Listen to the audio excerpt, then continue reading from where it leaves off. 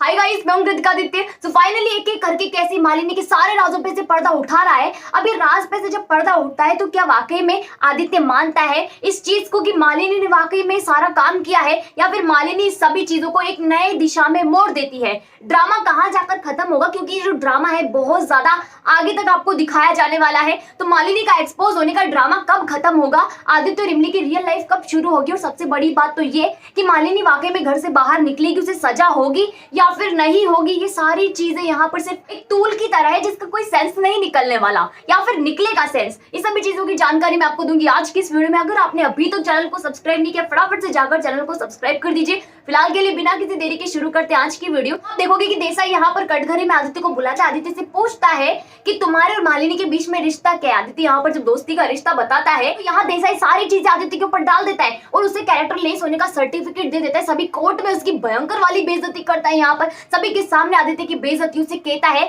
कि तुम 18 साल की लड़की से तुमने शादी करी, पहले अपने लिए, फिर उसके बाद में तुमने पैसों के लिए यहाँ मालिनी से शादी कर ली, तुमने सबकी जिंदगी बर्बाद करके रख दी है। सबसे ज्यादा गलती अगर किसी की है तो वो इसी इंसान की है। सारी चीजें सुनकर आदित्य को इमली के ऊपर बहुत भयंकर गुस्सा आता है। उसे लगता है कि मुझे किस कंडीशन में लाकर खड़ा कर दिया इमली ने, यहाँ पर ये सारी चीजें सिर्फ और सिर्फ इमली की वजह से ही हुई है। तो यहाँ सभी घर वालों को भी बहुत ज्यादा बुरा लगता है। सभी घर वाले इमली की तरफ भयंकर तरीके से देखते हैं। उसके बाद आप देखोगे कि जब केसी का टर्न आता है, केसी की बारी आती है, तो केसी जाकर आदित्य से पूछता है कि आदित्य बाबू, आप हमें सिर्फ इतना सा बता दीजिए कि आपको पता है कि मालिनी ने आपके सारे डाइवोर्स के जो प्रोसेस थे भाई साहब उसे रुकवा दिया है, यानी कि आप उससे डाइवोर्स अब नहीं ले रहे हैं। क्या आपको इस चीज के बारे में जानकारी है? अब केसी को यहाँ सारी बातें पता है मालिनी की, कि वो किस हद तक गई गुजरी है। अब वो सारी चीजें यहाँ कोर्ट में बयां करता है, सबके सामने उन्हें उजागर करता है। तो यहाँ मालिनी भी सकपका जाती है, इनकी डर जाती है। साथ ही में आदित्य को जब पता चलता है इस बारे में तो आदित्य भयंकर तरीके से इनके घुर्राते हुए मालिनी की तरफ देखता है जैसे खा ही जाएगा अभी उसे। मालिनी यहाँ पर शर्म के मारे आंखें नीची कर लेती है भाई साहब, क्योंकि उसके पास कोई जवाब नहीं होता इस चीज का। उसके बाद आप देखोगे कि मालिनी इन सभी चीजों को मोड़ देती है, यानी कि जब उसे पूछा जाता है इन सभी चीजों के बारे में तो मालिनी यहाँ पर सारी कहानी और ही बता देती है। तो यहाँ मालिनी भयंकर तरीके से झूठ बोलती है, पूरी तरीके से सबको पता चलता है इस चीज का, और आप देखोगे कि सारा ड्रामा यहाँ खत्म हो जाता है। अनु को जो लग रहा था ना कि केस डिसमिस हो जाएगा, तो केस यहाँ पर चल चुका है, मालिनी के खिलाफ केस फाइल हो चुका है और अब केस की यहाँ पर प्रोसेसिंग भी चल चुकी है। तो केस डिसमिस होने का मामला तो यहाँ पर खत्म हो चुका है। अब बात करते हैं कि आगे आने वाले डेट यहाँ पर केसी और इमली मांगते हैं कि वो जज महोदय से यहाँ पर अनुरोध करते हैं कि आप हमें कोई आगे की डेट दे दीजिए ताकि हम यहाँ हमारे सारे सबूत इकट्ठे कर ले और उसके बाद यहाँ आपके सामने पेश कर दे। अब ये सारी चीजें होती है, केसी और इमली को आगे की डेट मिल जाती है।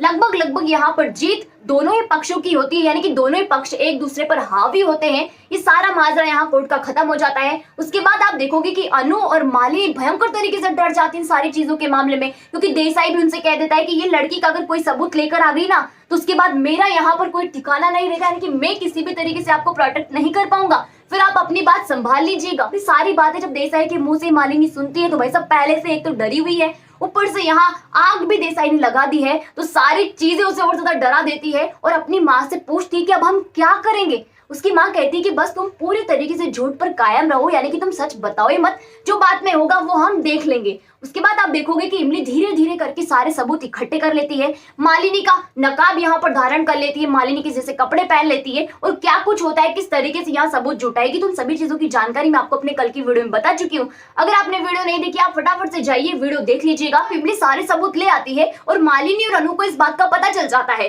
तो अनु यहाँ अपनी बेटी को एक राय और मशवरा देती है कि देखो बेटा, अब तो तुम्हें हमारा ट्रम्प कार्ड चलना ही होगा, यानी कि झूठी प्रेगनेंसी का दावा करना होगा, घर वालों को फंसाना होगा, इमोशनल ब्लैकमेल करना होगा।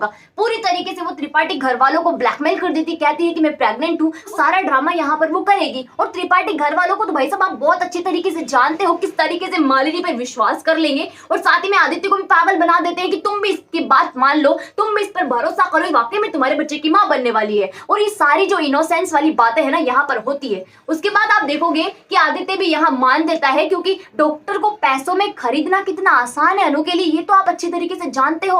और सारे सबूत जब ये बयां करते हैं कि वाकई में वो प्रेग्नेंट है, आज चाहते हुए भी आदित्य को मालिनी के सपोर्ट में उतरना पड़ता है। लेकिन इमली यहाँ पर मालिनी का पूरी तरीके से सपोर्ट नहीं करती, क्योंकि वो जानती है कि ये बंदी भाई साहब हमेशा झूठ बोलती है, यानी कि सच बोलने का काम तो इसका है ही नहीं, हमेशा यहाँ पर झूठ बोलेगी, झूठी प्रेगनेंसी का दिखावा करे, क्योंकि वो जानती कि ऐसा कुछ नहीं हो सकता एक रात में। जिस तरीके से इन्होंने ये सारी चीजें बयां करने की कोशिश की तो गलत है, और अगर हुआ भी होगा इनके बीच में कुछ तो भाई साहब यहाँ पर ये बच्चा जो है वो नाजायज है, इन्होंने फायदा उठाया है मेरे पति का। मेरे पति ने यहाँ पर कुछ जानबूझकर नहीं किया, तो पीछे हटने वाली वो नहीं होती, यानी कि लड़ेगी, भयंकर तरीके से यहाँ पर लड़ेगी। अब आपको ये सारी चीजें ऐसा लग रहा होगा कि जैसे कोई बोरिंग सी कहानी है, लेकिन भाई साहब ये बोरिंग नहीं होती है। इसमें सबसे बड़ा ट्विस्ट ये होता है कि सारी जो बोरिंग कहानी होती है ना, उनका सेंस कुछ नहीं निकलता है, जीरो सेंस उनका निकलता है। लेकिन इस कहानी का सेंस ये निकलेगा कि मालिनी वाकई में एक्सपोज होती है, सबके सामने उसका राज उजागर भी होता है। प्रेगनेंसी का जो झूठा नाटक है भाई साहब वो भी सबके सामने आएगा, वो भी फेल होता है और मालिनी पूरी तरीके से एक्सपोज हो जाएगी, इमली उसे पूरी तरीके से एक्सपोज कर देगी। इसके बाद आप देखोगे कि धीरे धीरे यहाँ पर मालिनी के सारे राजों पे से पर्दा उठता है।